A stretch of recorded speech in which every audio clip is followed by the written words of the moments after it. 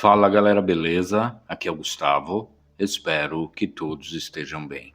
Vamos dar sequência à leitura da Bíblia em 365 dias, aqui na Bíblia 365, versão NVI. Hoje, leitura do dia 4 de setembro, leitura de número 247. A porção do Velho Testamento está em Eclesiastes 7:1 a 9:18. O bom nome é melhor do que um perfume finíssimo, e o dia da morte é melhor do que o dia do nascimento. É melhor ir a uma casa onde há luto do que a uma casa em festa, pois a morte é o destino de todos. Os vivos devem levar isso a sério. A tristeza é melhor do que o riso, porque o rosto triste melhora o coração. O coração do sábio está na casa onde há luto, mas o do tolo na casa da alegria. É melhor ouvir a repreensão de um sábio do que a canção dos tolos. Tal como o estalo de espinhos debaixo da panela, assim é o riso dos tolos. Isso também não faz sentido. A opressão transforma o sábio em tolo, e o suborno corrompe o coração. O fim das coisas é melhor que o seu início, e o paciente é melhor que o orgulhoso. Não permita que a ira domine depressa o seu espírito, pois a ira se aloja no íntimo dos tolos. Não diga, porque os dias do passado foram melhores que os de hoje, pois não é sábio fazer esse tipo de pergunta. A sabedoria, como uma herança, é coisa boa e beneficia aqueles que veem o sol. A sabedoria oferece proteção, como o faz o dinheiro, mas a vantagem do conhecimento é esta: a sabedoria preserva a vida de quem a possui. Considere o que Deus fez. Quem pode endireitar o que ele fez torto? Quando os dias forem bons, aproveite-os bem, mas, quando forem ruins, considere: Deus fez tanto um quanto o outro, para evitar que o homem descubra alguma coisa sobre o seu futuro. Nesta vida sem sentido, eu já vi de tudo: um justo que morreu apesar da sua justiça, e um ímpio que teve vida longa apesar da sua impiedade. Não seja excessivamente justo, nem demasiadamente sábio, porque destruir a você mesmo. Não seja demasiadamente ímpio e não seja tolo, porque morrer antes do tempo. É bom reter uma coisa e não abrir mão da outra, pois quem teme a Deus evitará ambos os extremos. A sabedoria torna o sábio mais poderoso que uma cidade guardada por 10 valentes. Todavia, não há um só justo na terra, ninguém que pratique o bem e nunca peque. Não dê atenção a todas as palavras que o povo diz, caso contrário, poderá ouvir o seu próprio servo falando mal de você, pois em seu coração você sabe que muitas vezes você também falou mal de outros. Tudo isso eu examinei mediante a sabedoria e disse: estou decidido a ser sábio, mas isso estava fora do meu alcance. A realidade está bem distante e é muito profunda. Quem pode descobri-la?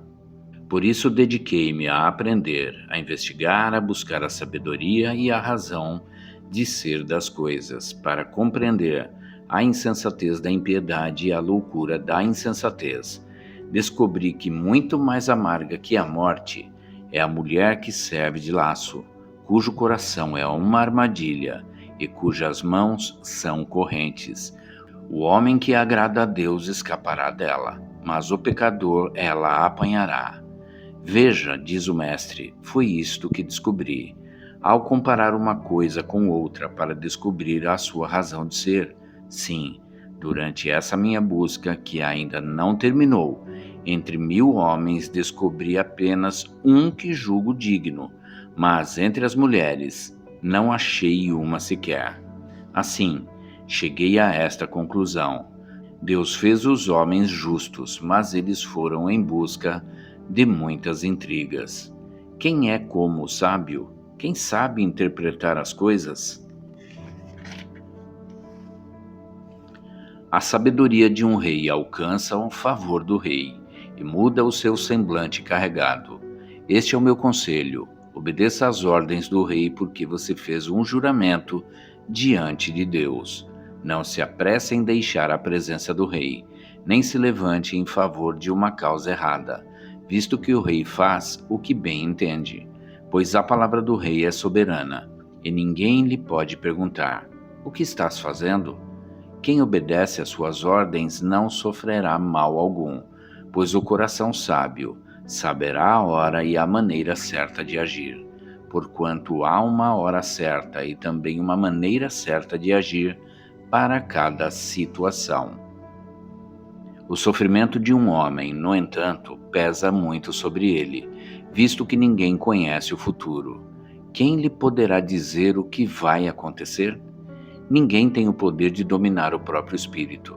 Tampouco tem poder sobre o dia da sua morte e de escapar dos efeitos da guerra. Nem mesmo a maldade livra aqueles que a praticam. Tudo isso vi quando me pus a refletir em tudo que se faz debaixo do sol.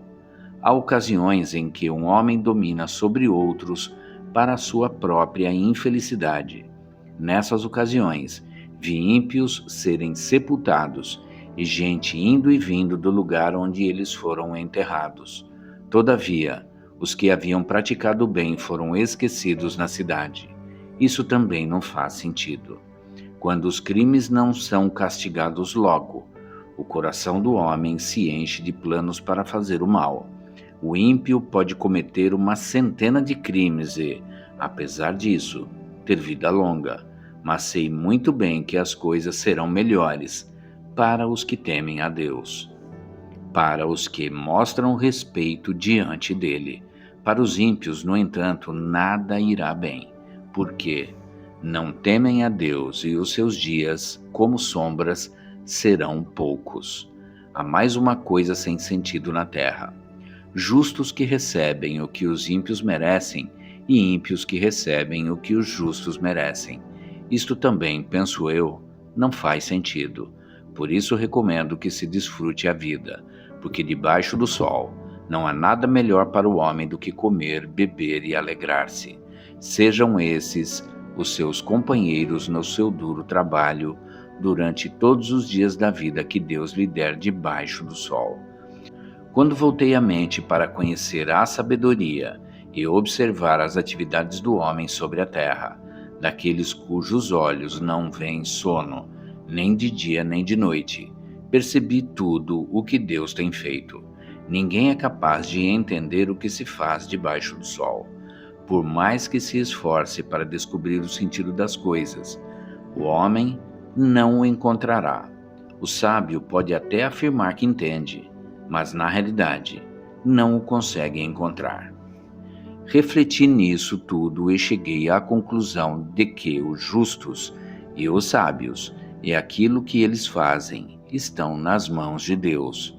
O que espera, seja amor ou ódio, ninguém sabe. Todos partilham um destino comum: o justo e o ímpio, o bom e o mau, o puro e o impuro, o que oferece sacrifícios e o que não os oferece. O que acontece com o homem bom acontece com o pecador. O que acontece com quem faz juramentos acontece com quem teme fazê-los. Este é o mal que há em tudo que acontece debaixo do sol. O destino de todos é o mesmo. O coração dos homens, além do mais, está cheio de maldade e de loucura durante toda a vida, e por fim eles se juntarão aos mortos. Quem está entre os vivos tem esperança. Até um cachorro vivo é melhor que um leão morto, pois os vivos sabem que morrerão, mas os mortos nada sabem. Para eles não haverá mais recompensa, e já não se tem lembrança deles. Para eles o amor, o ódio e a inveja há muito desapareceram. Nunca mais terão parte em nada do que acontece debaixo do sol. Portanto, vá, coma com prazer a sua comida e beba o seu vinho de coração alegre, pois Deus já se agradou do que você faz. Esteja sempre vestido com roupas de festa, e unja sempre a sua cabeça com óleo. Desfrute a vida com a mulher a quem você ama, todos os dias desta vida sem sentido que Deus dá a você debaixo do sol. Todos os seus dias sem sentido, pois essa é a sua recompensa na vida pelo seu árduo trabalho debaixo do sol. O que as suas mãos tiverem que fazer, que o façam com toda a sua força, pois na sepultura para onde você vai, não há atividade nem planejamento, não há conhecimento nem sabedoria. Percebi ainda outra coisa debaixo do sol. Os velozes nem sempre vencem a corrida. Os fortes nem sempre triunfam na guerra. Os sábios nem sempre têm comida. Os prudentes nem sempre são ricos. Os instruídos nem sempre têm prestígio, pois o tempo e o acaso afetam a todos. Além do mais, ninguém sabe quando virá a sua hora. Assim como os peixes são apanhados numa rede fatal, e os pássaros são pegos numa armadilha, também os homens são enredados pelos tempos de desgraça que caem inesperadamente sobre eles. Também vi debaixo do sol este exemplo de sabedoria que muito me impressionou. Havia uma pequena cidade de poucos habitantes. Um rei poderoso veio contra ela, cercou-a com muitos dispositivos de guerra. Ora, naquela cidade vivia um homem pobre, mas sábio, e com sua sabedoria ele salvou a cidade. No entanto, ninguém se lembrou mais daquele pobre. Por isso pensei, embora a sabedoria seja melhor do que a força, a sabedoria do pobre é desprezada, e logo suas palavras são esquecidas. As palavras dos sábios devem ser ouvidas com mais atenção do que os gritos de quem domina sobre tolos. A sabedoria é melhor do que as armas de guerra, mas um só pecador destrói muita coisa boa. Agora a porção do Novo Testamento em 2 Coríntios 7, de 8 a 16. Mesmo que a minha carta tenha causado tristeza a vocês, não me arrependo. É verdade que a princípio me arrependi, pois percebi que a minha carta os entristeceu, ainda que por pouco tempo. Agora, porém, me alegro, não porque vocês foram entristecidos, mas porque a tristeza os levou ao arrependimento, pois vocês se entristeceram como Deus desejava e de forma alguma foram prejudicados por nossa causa. A tristeza segundo Deus não produz remorso, mas sim um arrependimento que leva à salvação. E a tristeza segundo o mundo produz morte. Vejam o que esta tristeza segundo Deus produziu em vocês. Que dedicação, que desculpas, que indignação, que temor, que saudade, que preocupação, que desejo de ver a justiça feita. Em tudo vocês se mostraram inocentes a esse respeito. Assim, se escrevi, não foi por causa daquele que cometeu o erro, nem daquele que foi prejudicado, mas para que diante de Deus vocês pudessem ver por vocês mesmos como são dedicados a nós. Por isso tudo fomos revigorados, além de encorajados. Ficamos mais contentes ainda ao ver como Tito estava alegre, porque seu espírito recebeu refrigério de todos vocês. Eu lhe tinha dito que estava orgulhoso de vocês, e vocês não me decepcionaram.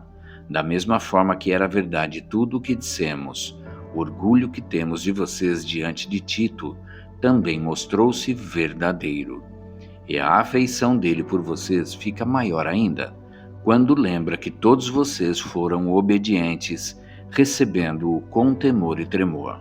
Alegro-me por poder ter plena confiança em vocês. Agora a parte de Salmos 48, de 1 a 14. Um cântico. Salmo dos Coraitas. Grande é o Senhor, e digno de todo louvor na cidade do nosso Deus.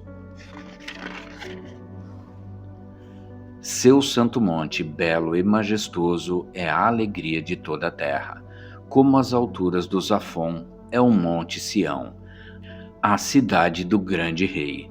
Nas suas cidadelas, Deus se revela como sua proteção. Vejam, os reis somaram forças e juntos avançaram contra ela. Quando a viram, ficaram atônitos, fugiram aterrorizados. Ali mesmo o pavor os dominou. Contorceram-se como a mulher no parto. Foste como o vento oriental, quando destruiu os navios de Tarsis. Como já temos ouvido, agora também temos visto na cidade do Senhor dos Exércitos, na cidade de nosso Deus. Deus a preserva firme para sempre. No seu templo, ó Deus, meditamos em teu amor leal. Como o teu nome, ó Deus, o teu louvor alcança os confins da terra. A tua mão direita está cheia de justiça. O monte Sião se alegra. As cidades de Judá exultam por causa das tuas decisões justas. Percorram Sião, contornando-a. Contem as suas torres. Observem bem as suas muralhas. Examinem as suas cidadelas, para que vocês falem à próxima geração que este Deus é o nosso Deus para todo sempre. Ele será o nosso guia até o fim. Agora a parte de Provérbios 22, 17 a 19. Preste atenção e ouça os ditados dos sábios, e aplique o coração ao meu ensino. Será uma satisfação guardá-los no íntimo e tê-los todos na ponta da língua. Para que você confie no Senhor, a você hoje ensinarei. Até aqui, gente. E é isso. Chegamos ao final da leitura do dia 4 de setembro, leitura de número 247. E amanhã a gente retorna para a sequência desta leitura. Espero que todos tenham uma excelente noite e que Deus abençoe a vida de cada um de vocês.